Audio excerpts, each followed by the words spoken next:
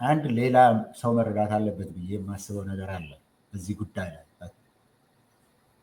ከዚህ በፊት በእንግሊዝኛ ቋንቋ ጽፌ ነበረ። በተለይ ለሃይማኖተኛ ለሆኑ ክርስቲያን ሃይማኖተኞች ለሆኑ ለአብይ ተከታዮች እና ለሌሎቹም ያው ትምህርት ሊሆን ይችላል። ነገር ግን ይህንን ሰው መረዳት አስፈላጊ ነው። የኢትዮጵያ ጠቅላይ ሚኒስትር ነው፣ የኢትዮጵያ መሪ ነው የሚባለውን ሰው መረዳት ያስፈልጋል። የታየ ጉዳይ የሚነግራችሁ የሚያሳየው ይህ የሀገራቸው መሪ ነው የሚባለው። አሁን በዚህ ጉዳይ ላይ ሌላ ጊዜ ብዙ ነገር መነጋገር ይቻላል። ይህ ሰው ምንድን ነው በሚለው ጉዳይ ላይ መነጋገር ያስፈልጋል። ይህ የታየ ጉዳይ ግን የሚገልጸው ነገር አለ ስለ ብልጽግናው መሪ። ምክንያቱም የታየ ከዚህ በፊት የታሰረው አለ። ነገር ግን አሁን በመጨረሻ የታሰረው ከስልጣኑ እንደወጣ ስልጣኑ እንደለቀቀ አይደለም። ትንሽ ቆይቶ ነው የታሰረው።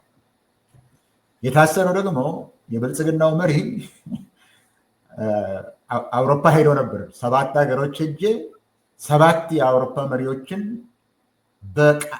በግንባር አግኝቼ ጠርቼ ለህዳሴ ግድብ ምረቃ አመጣለሁ ብሎ ወደ አውሮፓ የሄደበት ጊዜ አለ።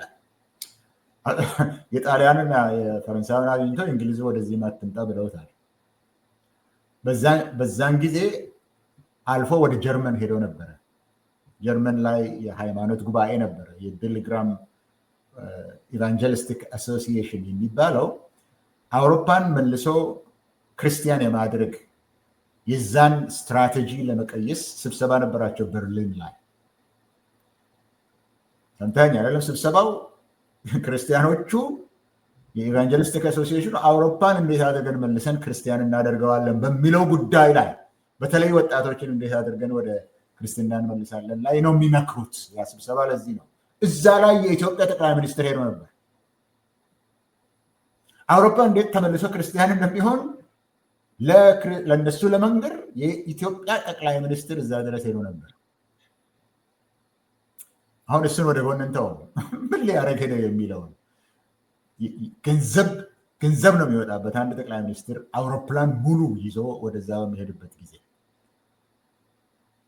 ይሄ ንግግር ለኢትዮጵያ የኤቫንጀሊካል ክርስቲያኖች ሊጠቅም ይችል ይሆናል ወጪውን ብታወጣ። ለኢትዮጵያ ግን ሰኪላር ለሆነ መንግስት ግን ምን እንደሚጠቅም አላውቅም። ነገር ግን እዛ ሄዶ ተናግሮ ነበረ። ያደረጋቸው ንግግሮች በንግግሩ ውስጥ እዛ ውስጥ ያደረገው ንግግር ውስጥ እሱ ወደውት ይሁን አልወደደው ይሁን አላውቅም፣ የተጻፈውን ጽሁፍ አንብቤያለሁ። ያ ጽሁፍ ምንድነው የሚለው? በዘር በሃይማኖት ሳንለያይ የግለሰብን ማንነትም ሳናይ የአንድን ሰው ሰብአዊ ፍጡር ክብር የሰብአዊ ፍጡርን ክብር የሚጠብቅ ፍቅር እንዲኖረን ያስፈልጋል ነው ያለው። የሰውን የአንድን ልጅ በሃይማኖት በጎራ ሳይለይ በፍቅር ላይ የሰውነትን ክብር በሚጠብቅ ፍቅር የሰብአዊነትን ክብር በሚጠብቅ ፍቅር ነው መንቀሳቀስ ያለብን ብሎ የዚህን አስፈላጊነት ነው የተናገረው። ርኅራሄና ስርየት compassion and redemption የሚል ቃል ነው የተጠቀመው። ይሄ ያስፈልጋል። compassion ማለት ለሰው ልጅ ያለህን ሰው ስለሆንክ ለሌላ compassion አብሮ የመጨነቅ ለሌላው ሰው የማዘን ርኅራሄ ለሰው ልጅ ይሄ ከእውቀት የሚመጣ ሳይሆን ሰው ከመሆንህ የሚመነጭ ለሌላ ሰው ያለህ ርኅራሄ ነው። ሪደምሽን ማለት ደግሞ ሰው ያጠፋል ከጥፋቱ ይመለሳል የሚለውን ነው የሰበከው። ይሄ ሰውዬ በርሊን ላይ ይሄንን ሰብከው ነው የተመለሰው።